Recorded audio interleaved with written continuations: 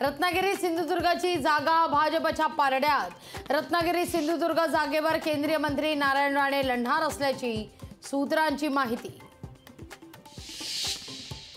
महायुतीचं जागा वाटप आज जाहीर होणार। संयुक्त पत्रकार परिषदेमध्ये होणार लोकसभा उमेदवारांची घोषणा। राष्ट्रवादी शरदचंद्र पवार पक्षाच्या 10 उमेदवारांची नावं निश्चित। जयंत पाटील उद्या करणार उमेदवारांच्या नावाची घोषणा।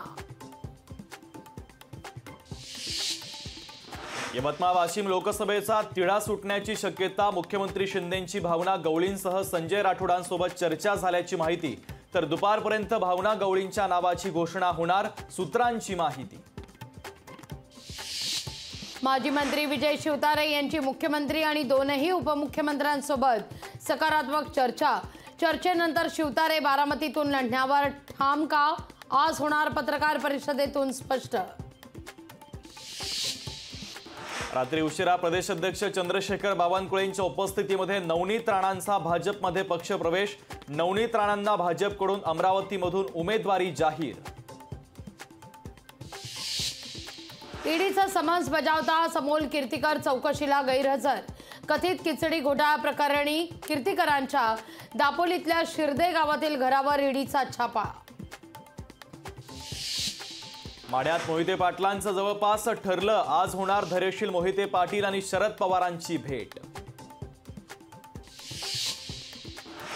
राज्यात दुसऱ्या टप्प्यातील 8 मतदारसंघांमध्ये निवडणूक प्रक्रियेला सुरुवात।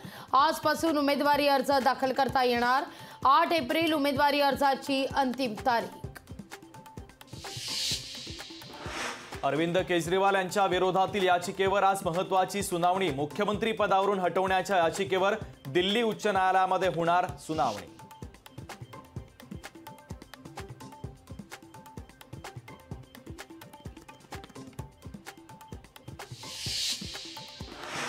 आणि सनराइज हैदराबादची मुंबई इंडियन्सवर मात। हैदराबादकडून मुंबईचा 31 धावांनी पराभव। IPL मध्ये मुंबईचा सलग दुसरा पराभव।